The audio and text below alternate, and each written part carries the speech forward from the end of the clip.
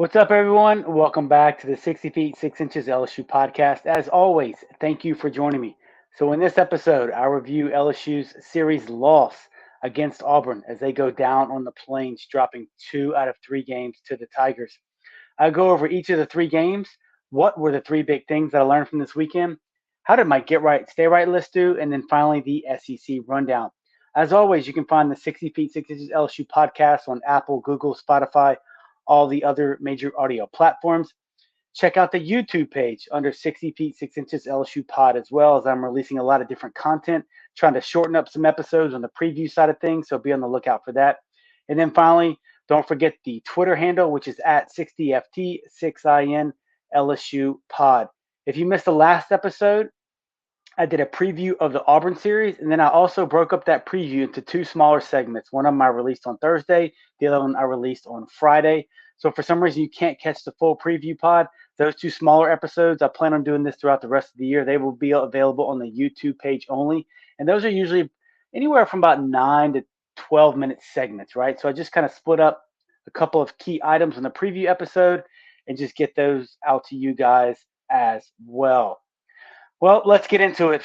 LSU loses its first series of the year. They lose back-to-back games for the first time this year. Therefore, LSU moves to 37-10 on the year, and they are now 16-7 in the SEC with 2 series left to play. Mississippi State at home this upcoming weekend, and then finally they hit the road to go to Athens to face a very good Georgia team. Friday night, LSU wins the opener 3-0. Now, if you listen to the review pod of Alabama, you heard me, Patrick Coogan, and Matthew Musso discuss Skenes' ability to extend into games. How does he get past the 6th inning? How could he potentially get into the 8th inning? What would that look like from a pitch count perspective? Well, he did exactly that this weekend, and he was awesome once again. Skenes goes a season high, I believe, 7 1/3 innings pitched, 6 hits, 1 walk, 15 Ks, which is definitely a career high, and I believe a high for the SEC on the year in terms of pitchers in the SEC. So 15 Ks on 110 pitches. He was getting ahead, and he was finishing headers early in the count. You didn't see a lot of 2-2, 3-2, then 2 or 3 foul balls. Skenes was getting those guys, getting ahead of the count and putting those guys away. I also discussed this in the Auburn preview pod as how aggressive the Tigers were, right? They don't like to walk a lot. They like to swing the bat. They struck out a fair amount of times, and I think they really helped Paul Skenes out in that regard as well. With regards to Skenes, you really saw his changeup working this weekend against Auburn. He even mentioned it on a interview during the Saturday game that he just hasn't had a chance to throw it a lot this year, excuse me. And you even saw him back it up a couple of times. He had his 2 seam working again, 4 seam fastball, and then obviously he has a slider, and he mentioned that he threw some curveballs as well. So really a 4 pitch mix, 5 when you add in the 2 and the 4 seam fastballs. But I thought Skenes looked great, and LSU needed every out that he could provide. I would imagine he's going to be the SEC pitcher of the week after that outing, and then I would also imagine he'll probably be the national pitcher of the week as well. After Skenes' dominant performance, you saw Ackenhausen come in and get 2 outs in the 8th inning, and then you saw Thatcher Hurd come in and slam the door in the 9th. And I thought this was a really good sign for LSU and for Thatcher Hurd. You've seen him kind of got put into that late relief / closer role as of late, and I thought he looked dominant. He had great body language. I thought his attitude looked very aggressive on the mound. His velo was there. He was 94-96. He flashed that hard slider, and lately it seems like when he gets beat, it's because it's a slider up in the zone, right? He'll be 1-1, and then he'll flip a slider in there, and instead of being low by the knees, it's just up by the belt, and it gets hit, for a single or double, whatever it may be. But I thought Hurd did a great job of really keeping his slider low in the zone, and then when he was ahead in the count, he buried it, and those Auburn hitters had no chance. So I thought hats off to Thatcher Hurd. I thought he looked really good in that outing, and it seems like he's kind of carved out a spot for himself at the back end of games recently. When you look on the hitting side of things, it was really a one-man show on Friday, and that was the Trey Morgan show. He basically won the game. And I put on Twitter, I was glad he hopped on the bus to the ballpark that day, because without Trey Morgan, I don't know if LSU wins that game. He was great. Look, Dugas leads off the game by getting hit by a pitch. Trey Morgan comes up, hits a 2-run bomb in the 1st inning. And that was really it until once again Trey Morgan drives in Alex Milazzo in the seventh, and that was all for the Tigers as Trey Morgan accounts for all three RBIs. He had 3 hits on the day. Dugas had a hit, and then Cruz had a hit, and that was it. So there's really not much to talk about besides Skenes. I liked what I saw out of Ackenhausen and Hurd in their limited outings, and then Trey Morgan was the dude for the hitters on Friday night. And the other thing you got to remember is that I was wrong on the preview podcast. I thought Auburn would throw Tommy Vale, but they bumped their ace, Vale, to Saturday to match up with Floyd. So you saw Auburn throw kind of a closer in Alsop. And, he had a high 6 ERA, but he ends up going 4 innings pitched. LSU could never really string together any hits. They couldn't really string together good ABs. It was start, and stop, really the whole night besides the Trey Morgan show in those 2 innings, and that was it. And it was really a theme for the weekend, unbeknownst to all of us. And I don't know if that was a little worrisome, but you saw some guys get off to some rough starts, and unfortunately that just kind of continued throughout the weekend. All right, moving on to Saturday. LSU suffers the loss by a score of 8-6, and it wasn't a pretty game by any means, but in my opinion, it was a game that LSU really let slip away. And looking back on it, you think if they do a couple more things at the plate, and maybe if the pitchers do a couple more things, or I have some questions around how they managed the bullpen after I went back and looked at it in preparing for the pod, kind of in the moment. I didn't realize that I was missing out on some things, and I just think that it's let this one slip away, really. So we saw Ty Floyd start, and he was fabulous to start. He was absolutely outstanding. I think what you saw in the first 3 innings from Ty Floyd was his ceiling, and his ceiling is phenomenal. His ceiling, he could be one of the best pitchers in the country if you just looked at that first 3 inning snapshot. But in the fourth inning, what you saw is, unfortunately, what we've seen from Ty this year, to where I don't think he loses focus. He just loses his mechanics, and he loses his ability to throw strikes in the zone on a consistent basis. And that's what happened in the fourth inning.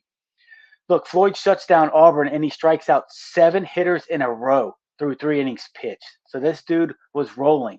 And this was the best that I had seen his breaking ball, whether it be a curveball or a slider, look all year. He was flipping it in there for a strike. He was throwing it on the corner for 2 strikes. He was absolutely rolling. And then he just lost it as Auburn scores, 3 runs in the fourth. Yeah. So this is how it came unraveled. You got a leadoff walk, then they call a balk on him. And I thought the balk was absolute crap. Look, every right-handed pitcher in the country does that with their pitching move. Our guys did that. They worked on that move, the balk move in right field, every day under Coach Bertman. Everybody does it. Every righty balks whenever they pick. Just like almost every lefty balks when they pick, because they don't, trust me, they're not stepping inside the 45-degree angle or whatever's written in the rule book, okay? And then you had the LSU coach who got ejected, right? And the umpire, it was just a clown show. The umpires were a mess that inning. And then, Auburn's head coach comes out and he cries and moans about something. But really, after that, Floyd just kind of came unraveled, and he couldn't get back in that groove that he showed the first 3 innings. He goes a single and then 2 walks. He mixes in 2 strikeouts, and you think he's almost out of that inning, right? But then he walks a guy hitting 160, and that was the end of the night for Ty Floyd. And his line score was 3 2/3, 2 hits, 3 runs, 3 earned, 4 walks, but 9 Ks in 3 2/3 inning, right? So that was, what is that? 11 outs. He gets 9 Ks. And we talked about it on the preview podcast, and I talked about it with Hunt Palmer on my weekly radio spot with him on Wednesdays, is that, Floyd's average SEC outing is like 4 2/3, right? But he just couldn't get there, and you just saw some of that wildness pop its head up again. Guidry comes in after Floyd, and he walks the catcher, Nate LaRue. And Nate LaRue, look, he just can't hit. The dude's hitting 167 on the year. I told somebody he might as well just leave his bat in the dugout when he comes up to hit. But this game, LaRue killed you, and so did the guy hitting ahead of him. Forgive me, I can't remember his name. But, and Guidry eventually gets out of it.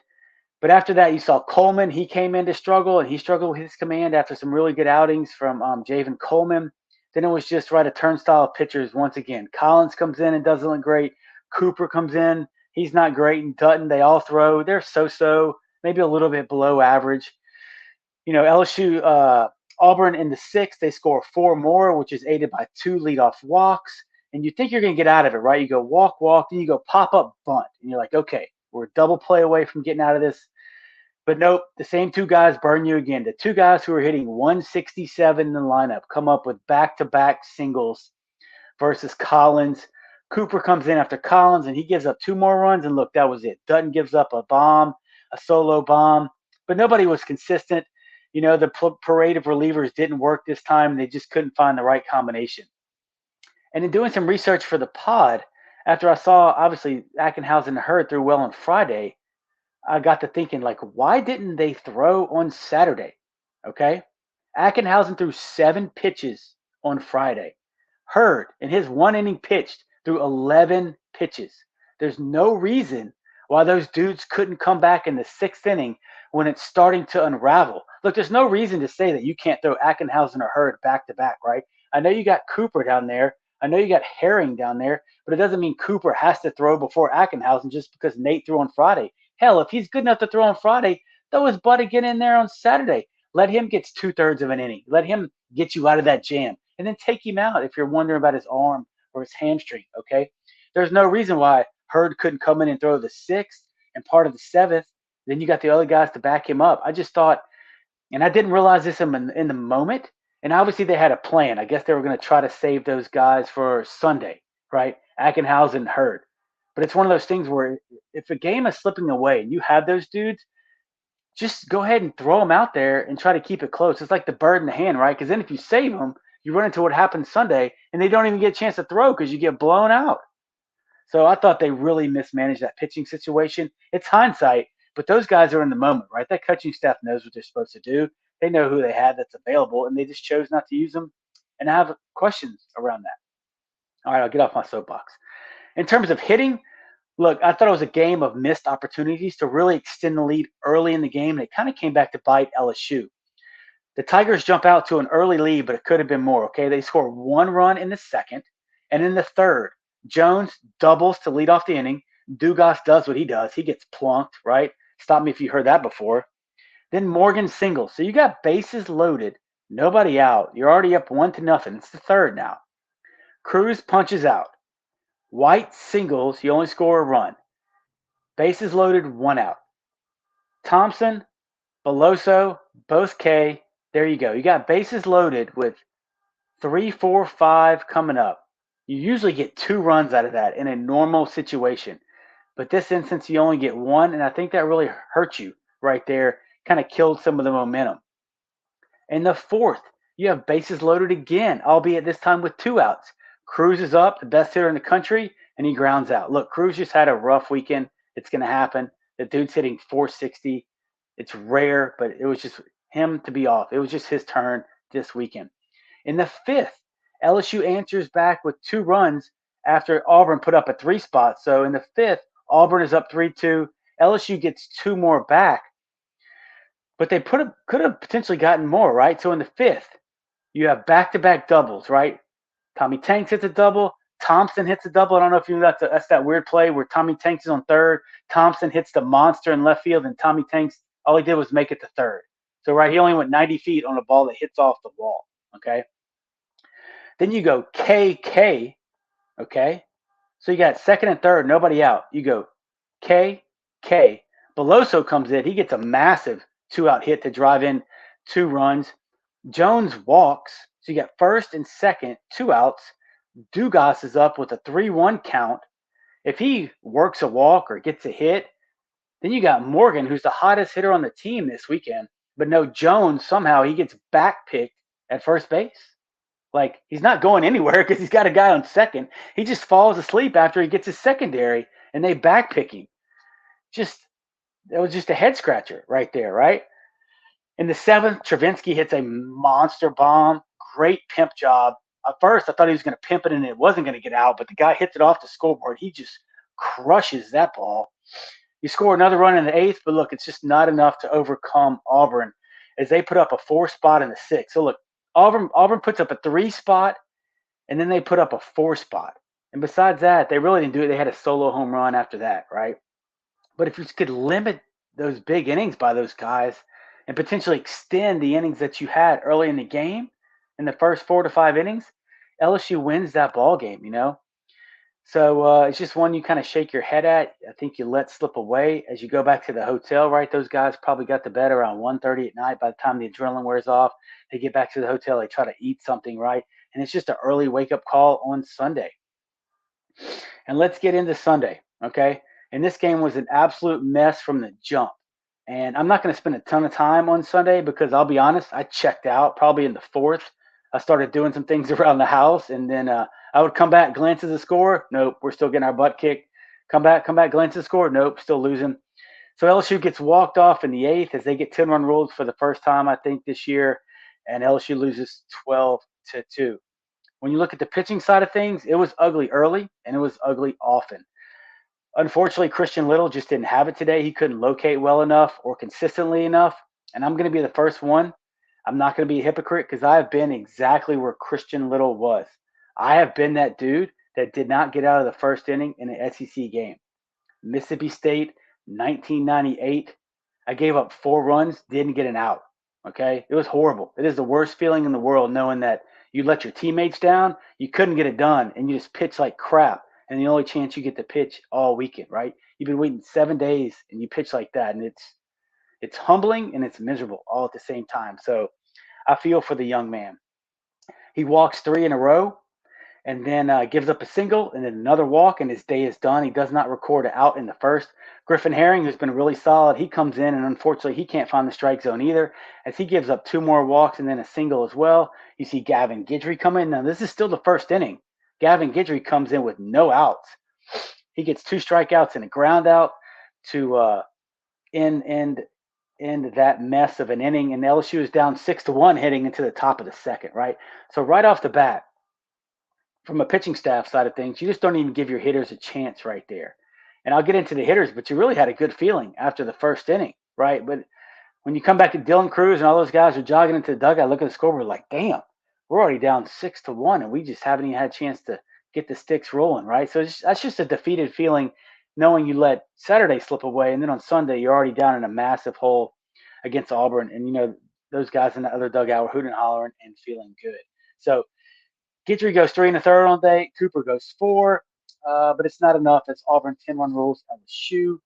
And I'm going to touch on this outing and the pitching staff in general in a little bit, but look, it's pretty obvious. LSU has to throw more strikes, and we'll just dive a little bit deeper into that later. Hitting, I thought, like most of you, I would imagine, that LSU was going to be off and running after the first inning. Look, Dugas leads off with a bomb. Then after that, Cruz moves up to the 2-hole. He gets out. But then you see Tommy Tanks hit a missile to right center. That's a double. Morgan hits a ground ball that's going to right field to score Tommy White, but the second baseman makes an outstanding play. He dives, throws Morgan out at first, and then Thompson pops up, and that's it, really. That was really the end of the threat for LSU. Really, the rest of the game, there was nothing else to talk on. They scored another run in the fifth, but that's it, right? So Auburn shut LSU down, didn't really have any good at-bats.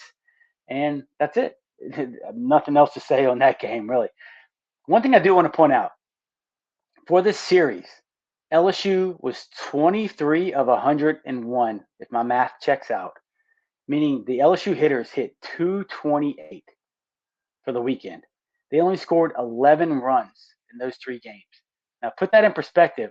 Last weekend against Alabama, who statistically has a better pitching staff than Auburn, and I would have, in terms of arms and stuff, both teams are probably what and what, right? But LSU scores 33 runs in 3 games versus Alabama.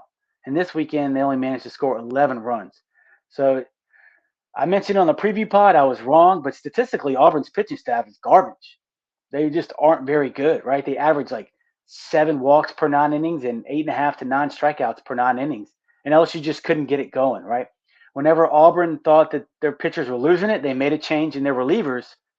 Threw probably that was probably some of the best that those relievers have thrown all year. And I think that's one thing that we as fans have to realize. And I know these guys know it, but this is something for y'all to think about too. Is LSU been the consensus #1 team in the country all year? Everybody knows they're going to get their best shot. But one thing you may not realize is that hitters are going to swing the bat better, or they're going to be hyper focused against LSU because of who they are, right? They're the number one team on the Plains, just coming off a series victory against South Carolina. Okay, so Nate LaRue, the dude's hitting 167, but he's going to be locked in for 3 games, maybe more so than he has been all year. Right? They're not playing Mercer or Lipscomb or Murray State in a 3-game set in early March. Okay, it's the number one team in the country, and they're trying to figure out a way to get to a 2 seed in a regional. All right, they know what's on the line. Uh, the relievers, Allsup and Cannon and Crotchfelt and Bowman, all these dudes, when they come in, they are locked in. Okay, they're going to hit the corner. Right, they're going to throw breaking balls for the strike. They're not throwing balls to the backstop because they know they got Cruz and White and Morgan and Dugas, right, and Thompson and Beloso. They're going to be absolutely locked in. So these dudes are probably going to throw better than they have all year, and that's what you saw. Okay, that's not always the case, but just remember these dudes are going to be locked in for 3 games because of who they're playing. Okay, next weekend, Mississippi State, they're in jeopardy of making the SEC tournament. They can absolutely swing it. They can't pitch it worth a crap. But don't be surprised if some guy has the outing of the year, right? Cade Smith on Friday night goes 8 innings out of nowhere. Okay, these things happen because they are locked in. They pay attention more, right? They concentrate more. They execute more, right? They bury 1-2 breaking balls. They hit the corner on a 3-2 fastball. All these little things happen, right? Guys swing the bat more. They choke up. They foul off more pitches, all that stuff. You get what I'm saying. And that's what Auburn did this weekend from their pitching staff. They can swing it a little bit. Yeah, they got some guys that can swing it. From a pitching staff perspective, to me, that's exactly what happened. All right. Quickly, my 3 keys to the weekend were win Friday night versus Vail. I missed that. They moved Vail to Saturday. LSU wins Friday night anyway. When Vail threw, though, he only threw 4 innings, but he threw very good through 4 innings. The second key I had was don't let Ware and McMurray beat you, Auburn's 2 best power hitters. And I don't know if they beat you single-handedly. I thought Saturday and Sunday the pitching staff did a lot to really hurt LSU's chances. McMurray was 1 for 8 through the first 2 games. But then he went off on game 3 as he goes 3 for 4. Ware was 3 for 8 with a home run on the weekend. So it's kind of ho-hum. They kind of pushed. I don't think they necessarily beat you. They kind of helped the cause along a little bit Saturday and Sunday. And then finally, I just touched on this for a long time, allow a not very good Auburn pitching staff to be themselves. And I kind of got burnt on that one as they were very good this weekend. And LSU's hitters weren't very good, but you got to tip your hat to Auburn right there. All right, what are the 3 big things that I learned after this weekend series on the Plains? 1, sometimes your biggest lessons come after losses, right? And don't roll your eyes, okay? And you know how people say you never want to lose to learn a lesson? I don't believe only lessons can be learned after losses, right? I think you can learn some different things after wins. But who's to say that losing this series isn't a good thing in the long term? Nobody's going to know till the end of the season, whatever happens then. But you may look back in a couple weeks as they're heading into regionals and hopefully super regional play and be like, know what? After that Auburn series, boy, they flipped a switch, okay? This is also the first time I can remember Dylan Cruz really struggling all weekend. Cruz went 2 for 12, and he had 167. Now, remember, he was SEC Player of the Week after Alabama. So he's allowed an off week. I doubt that'll happen the rest of the year. I think the coaches are going to probably reevaluate some things. They do that after every weekend, and we'll touch on that in a second with one of the other big things that I learned. I just wish that these dudes, they had like a 6-hour bus ride to where they could stew about it, get pissed off about it, think how bad that series sucked. Then they could just sit there and talk about it, right? The leaders can get together on the bus. There's a ton of downtime, right? 6-hour bus ride. They can figure out where do they need to go as a team from here. That may be tough to do on a 1-hour charter flight. That's how all these guys fly nowadays, But you're on a bus, you're with your boys. You get a chance to see what other guys thought about the series. What's their opinion? What could we do better moving forward? And it's just we're collectively as a team on the bus. You get a chance to say, screw that. We're going to put that in the rearview mirror, and we're just going to go out and just wreck shop the rest of the year. Put that behind us, learn from it, and realize, look, we got to be on our A game the rest of the year. It's time to start putting things together.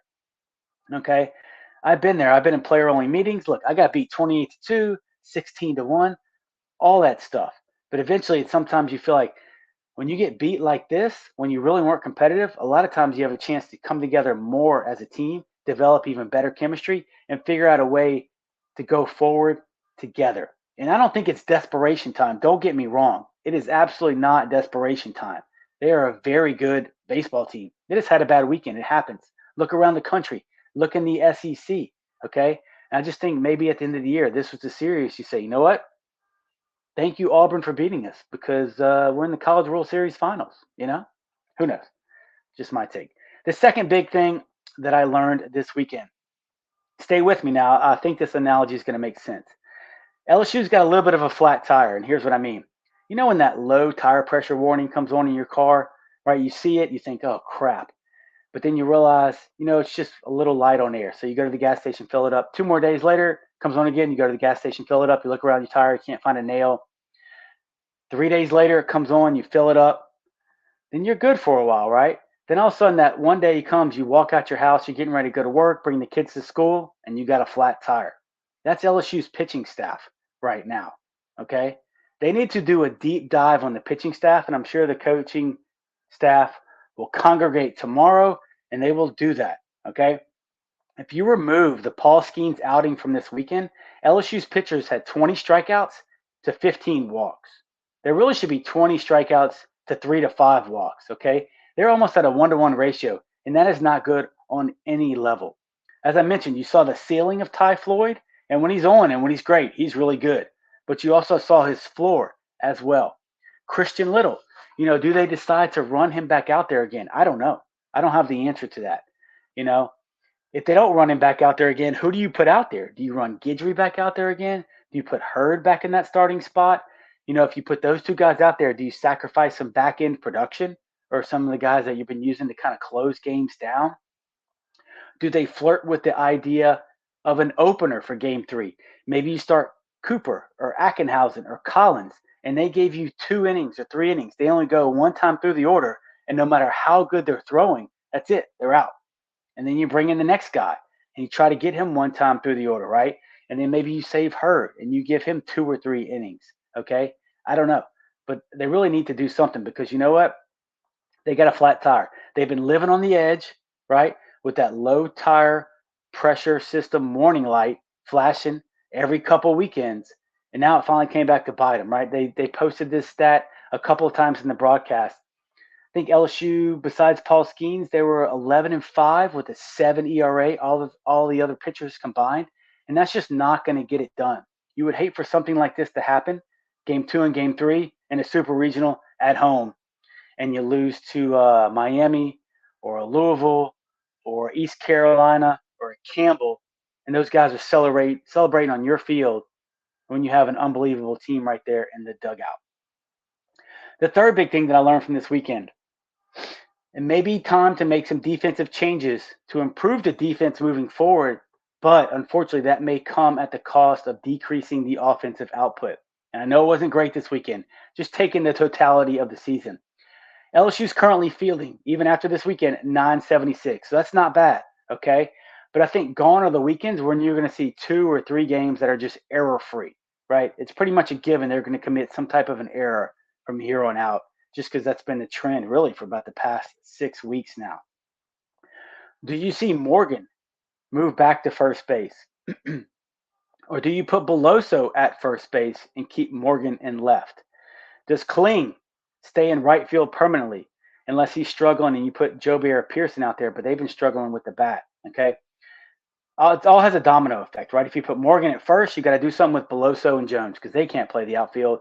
So then if you got Kling and right, you're looking at Pearson and Joe. So then I guess you either DH Beloso or Jones based on probably right-hander or left-handed pitching. Or do you DH Travinsky because he's been swinging the bat as well? I don't know, but it's something to consider moving forward because I would hate for the defense to cost you a game once again, right? Say Skenes is dealing, it's 2-0 in the 8th. Then all of a sudden the defense, a missed pick opportunity at first, a drop ball or a ground ball that goes awry, whatever. All of a sudden they cost you a game, okay, or cost you a magnificent Paul Skenes outing in game 1 of the Super Region. So those are my 3 big things. Let me know if you agree with me or disagree with me, but that's kind of what I learned from this weekend. All right, starting to wrap up here on the 60 feet 6 inches LSU podcast. How did my get right, stay right list do? Get right, I had Dugas. That was a miss for me. Dugas has been struggling. He was 2 for 13 this weekend, and I think he still looks hurt, right? If you look at the past 9 SEC games, so that's Ole Miss, Alabama, Auburn, Dugas is 5 for 36. Okay, 5 for 36, and he is hitting 139 in the last 3 SEC series. I believe my math is correct on that. That's not good. Okay. And I think he's still hurt in some form or fashion. I don't know if y'all noticed, but on Sunday, he fielded a ground ball late in the game. He threw it to first base, just a routine play. And after that, he kind of came up grimacing. He was grabbing his shoulder, even bending down on the ground, letting his shoulder hang a little bit. So I'd imagine he's still hurt in some capacity. Whatever it takes, I don't care if he sits out the next 2 midweek games or even a Sunday game or something, but he needs to be healthy come postseason time. He's just too important to this team moving forward. Also on the get right list, Trey Morgan. That was a hit for me. Morgan was by far and away the best hitter this weekend. He went 5 for 13 with a home run, so that's hitting a 385 clip. So great job for Trey Morgan this weekend. Also on the get right list, Joe Bear. That was a miss. Joe Bear only played once this weekend. He went 0 for 3 with 2 Ks as he continues to struggle. And I would love to see him turn it around because his ability to hit home runs and his ability to make things happen late in the game could be key for LSU moving forward. On the stay right list, Paul Skenes, that was a hit. We all know what he did. He was the lone bright spot from the pitching staff this weekend, maybe besides Ackenhausen and Hurd in their limited outings. But Skenes, probably going to be the national pitcher of the week. He was just a dude. Stay right, I also had the catchers. I think I'm going to call this a push. Milazzo and Travinsky would have combined 3 for 12, which is 250. Travinsky did have that big home run, but those guys had I think they had 7 strikeouts between them on the weekend. And then finally on the stay right side of things, I had Javen Coleman. That was a miss. Coming off some really good outings recently, he just didn't have it this weekend. Coleman, 1 inning pitch, 0 hits, 2 runs, 2 earned, 2 walks, and a K. So I was hoping for a little more from him. And I'm sure he'll throw it midweek to get some work. And it'll be interesting to see what they do with him this upcoming weekend against Mississippi State. Do you put him in that opener role, right? Does Coleman start on Sunday? And I know he's still building up his pitch count, but does he go one time through the order? Hopefully he can get you 3 innings, right? Because Mississippi State can swing it, and they got some pretty good lefties, with Hunter Hines and I think Kellen Clark and Ledbetter. There you go, right there. Those dudes are all left-handed, and they can all swing it. So that may be a plan moving forward, is putting Coleman in that opener role. The SEC rundown. If you didn't have a chance to keep up with the SEC, I got you. Your boy has got your back right here. All right, Alabama takes this series against Vandy. So that was massive. Hats off to those guys and all that coaching mess that those guys are dealing with. But they take the series at home against Vanderbilt. So, look, I don't like Alabama, but you got to admire the ability of those guys to beat Vanderbilt at home in light of their coach getting fired. Georgia takes a big series versus a hot Tennessee team. Mizzou takes a series versus Ole Miss as that dumpster fire continues. Florida drops the series against the Aggies in College Station. I didn't see that happening, but A&M kind of starting to get they're kind of up and down. They were hot, so they ran into Arkansas last weekend, but A&M gets a big series at home against Florida. Kentucky beat South Carolina as those guys were puffing their chest out, but they've now lost 5 out of their last 6 SEC games. So the Gamecocks are struggling a little bit, and they still got to play Arkansas, I believe.